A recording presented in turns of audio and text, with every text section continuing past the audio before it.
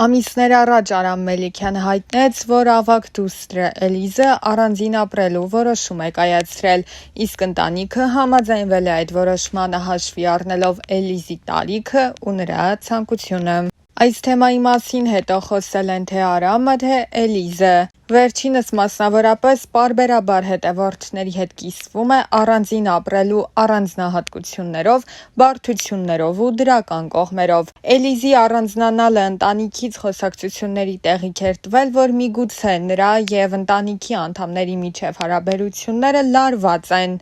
Չնայած նրանք մի քանի անգամ հերքել են այս խոսակցությունները, սակայն նմանատիպ հրապարակումներ միևնույն է լինում են։ Օրերս էլ Էլիզը ինստագրամյան իր էջի սթորի բաժնում հետևորդների հետ հարց ու պատասխան էր կազմակերպել, որոնցից մեկը հարցրել էր, թե ինչպիսին են Էլիզի և քրոջ Ստելլայի հարաբերությունները։ Ի պատասխան Էլիզը նշել էր, որ իրենք շատ լավ հարաբերությունների մեջ են և շուտով նոր անակնկալով են հանդես գալու իրենց հետևորդներին։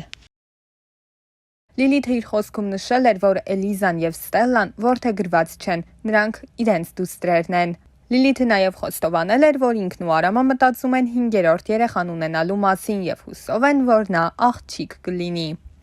Հերթական անգամ Արամի կինը Լիլիթը պատմել էր, թե ժամանակին ինչ անկեղծ խոսակցություն է ունեցել ամուսնու հետ։ Ես 13 տարեկան էի, երբ պապայիս կորցրեցի, ինֆարկտից եմ մահացել։ 20 տարեկան էի, երբ Արամի հետ սկսեցինք շփվել։ Հոր պակասը միշտ ունեցել եմ իմ կյանքում, այդ բաց տեղը և Արամի մեջ այդ կարիքը լրացնելու պահանջը ունեի։ Չէի մտածում, որ կարամ այդ կարիքը լրացնեմ իմ կողակցի միջոցով, բայց Արամի մեջ տեսա այդ վստահությունը, պաշտպանվածության զգացողությունը, ու ես իրեն մի անգամ ասեցի, որ համոզում եմ իմ կողակիցը լինես, բայց համ էլ ուզում եմ, որ ինձ համար պապա լինես։ Արամն էլ նշել էր, որ կնոջ այս խոսքերից հետո իր մեջ ավելացել է պատասխանատվության զգացողությունը, ինքը մեկ օրում մեծացել է ու այժմ փորձում է Լիլիթի համար լինել և ընկեր, և կողակից, և ամուսին ու հայր։ Իր վերջին հարցազրույցներից մեկում էլ Արամը խոսել էր մի շարք թեմաների մասին, անդրադառնալով ինչպես կնոջ հղիությանը, այնպես էլ դուստրերի որդեգրմանը։ Խոսելով կնոջ հղիության մասին Արամը նշել էր. «Սա ամենաֆանտաստիկ համալրումն է, որ կարող էի սպասել կամ չսպասել։ Ես Հայաստանում չէի, երբ վերադարձա, ասացի Լիլ, մենք բալիկի ենք սպասում։ Դեմքի արտահայտությունը փոխեց, ասաց չէ ինչի։ Այդ ժամանակ ինքը դեռ հստակ չգիտեր։ Անցնում է 5 օր, ասում է քեզ փետրվարի 23-ի համար նվեր ունեմ։ Բերեցին, բացեցին, ճիշտն ասած չեմ կարող բացատրել այդ զգացողությունները։ Անրիի ծնունդը եղել է հրաշք, ամեն ինչ ու խնդիրներն էլ այդտեղից են սկսվել։ Անրիի ծնունդը եղել է կեսարյան, մեծ դժվարությամբ է եղել։ Պարզվում է, որ մեծ խնդիրներ են սկսվում, վիրահատություն, միջամտություններ։ Այդ ընթացքում Լիլիթի մոտ են խնդիրներ առաջանում և ասում են մոտակա մի որոշ ժամանակ չի կարելի հղիանալ։ 2015 թվականին իմացանք, որ բալիկ ենք սպասում, բայց ցավոք դրանից 5.5 ամիս անց համարյա 6 ամսական էր։ Շատ ծանր էր, երբ որ Լիլոյի բժիշկը զանգում ասում է մի հատ շուտ արի Արամ, ես ձայնից հասկացա, որ մի բան այն չի։ Գնացի տեսա Լիլոն լացում է, ահա որ սարսափեցի այդ պրոցեսից ու բժշկուհին էլ էր լացում, ասաց հնարավոր չի պտուղը պահել, պետք է շտապ հեռացնել, շատ վտանգավոր է։ 3 ամիս անց նորից Լիլոն հղիացավ ու վիժում եղավ։ Անդրադառնալով աղջիկների որդեգրման թեմային Արամը պատմել էր. երբ Լիլիթը Անդրիով հղի էր, ասաց մի օր ուզում եմ անպայման երեխա որդեգրենք։ Ինձ թվում էր ամեն ինչ շատ հեշտ է ստացվելու, բայց շատ բարդ էլ չի եղել։ Էլիզը շատ դեպքերում տիրություն է արել իր քույրիկին, Ստելիկը շատ ավելի ինքնամփոփ է, հուզական, քիչ պահանջող։ Էլիզը ավելի ակտիվ, կրակոտ, աշխատասեր, շատ պահանջող։ Երկուսն էլ նեղացկոտ են, իրականում ամեն մեկը իր ձևով է նեղացկոտությունը արտահայտում։ Ես Էլիզի հետ եմ ավելի շատ խոսել իրենց անցյալի հետ կապված։ Ես կարծում եմ, որ իրենց անցյալում շատ դրամաներ կան, մենք այդ ամեն ինչը փորձում ենք լրացնել մեր սիրով, ջերմությամբ ու հոգատարությամբ։ Որպես թղթով իրենք միայն կենսաբանական մայր ունեն։ Հայր որպես այդպիսին գոյություն չունի, իսկ մայրը մահացել է տարիներ առաջ։ Շատ դժվարություններ են իրենք ունեցել, իրենց մաման մահացել է 5-6 տարի առաջ ու իրենք մենակ մորաքույր ունեին ու հիմա ինքը մեր շատ լավ ընկերն է։ Առաջարկում ենք դիտել նաև կադրեր Արամ Մելիքյանի մասնակցությամբ։ Բարև բոլորին, ուրեմն մի որոշում ունեի, բավականին երկար ժամանակ ուզում էի այս թեմայով խոսել ու իրականում ինձ թվում է եկել է այդ ժամանակը։ Երևի շատերը գիտեն, որ ես այսպես ասած հարսանեկան աշխարհից եմ կամ կորպորատիվ միջոցառումների աշխարհից եմ։ Ես այս պահին Հայաստանում ամենապահանջարկ ունեցող շոումեններից մեկն եմ։ ու ես դրան հասել եմ 10 եւ ավել տարիների ընթացքում։ Բայց այսօր մի միտք եմ ուզում կիսվեմ, ասենց բողոք ունեմ իմ մեջ,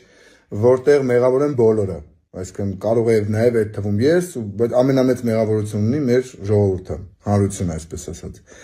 Հասկանում եմ, որ իմ ասածը կարա որոշակիորեն հակասական թվա, մի մասի համար դա շատ գովելի կլինի, մի մասն ինձ չի հասկանա։ Խոսքը գնում է շոումեն, երաժիշտ, այս կապի եւ նրանց գնային տարբերության մասին։ Ուրեմն ես ուղղակի sense գժվում եմ արդեն այն գաղափարից, որ ոնց կարա մի շոումեն, որը ընդամենը, չգիտեմ, 10 անգամ միջոցառում է վարել, ստանա նույն գումարը, ոնց որ ստանում է մի հատ օրկեստր։ Այդ երաժիշտներից խումբ 7 հոգուց բաղկացած։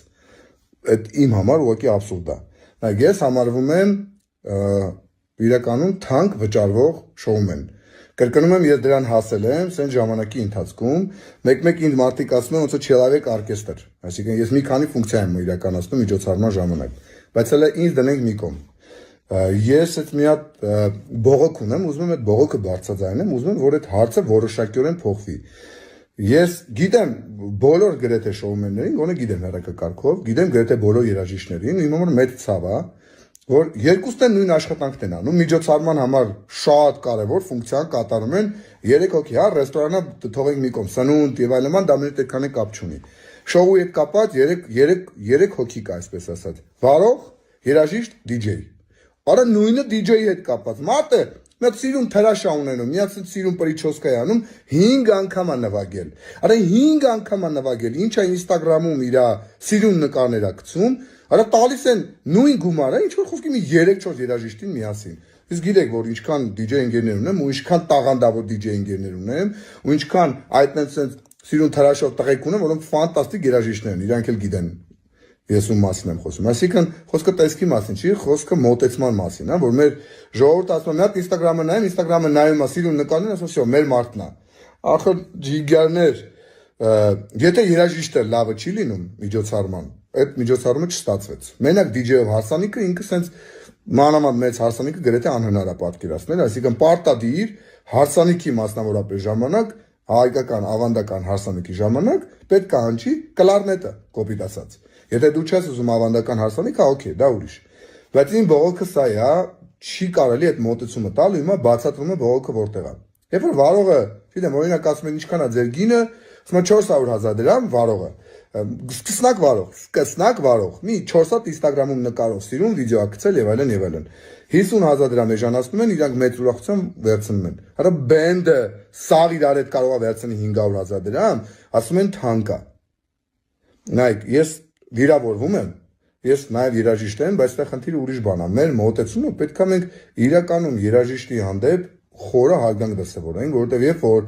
մենք իրանց չմոտիվացնենք ֆինանսով, իրանց նվագի, որովհետև իրանք նվագելու իմաստը արվեստ չի, հարսանեկան երաժշտության իմաստը ուրախությունն է։ Ես չգիտեմ, ես անհասկանալի է թվալու շատերի համար, են աղջիկներ կան, որ սթորիներ են անում, իրանց էմոցիաներն են կիսում, հիմա իմ մոտ է այդ վիճակը, բայց սա իրականում երկար ժամանակվա հասունացած վիճակ է, իմ համար անընդունելի է դարձել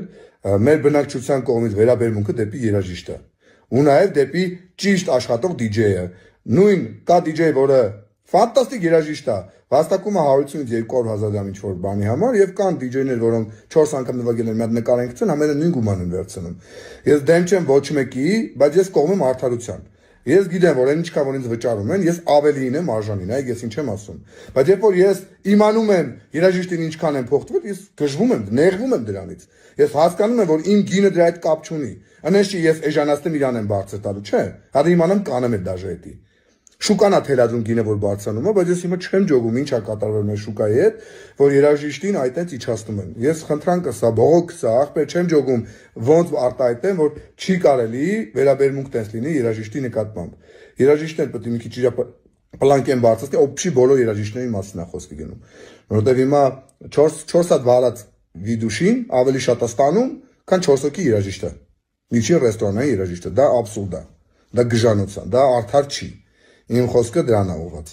Ես այն մարդն եմ, որը գժվում եմ հարսանիքների համար այն պատճառով, որտեղ այդտեղ մարդիկ երջանկանում են, հա, ես դա համար եմ այդ միջոցառումները վարում ու վարում սիրով, մեծ энտուզիազմով ու մեծ էներգիայով։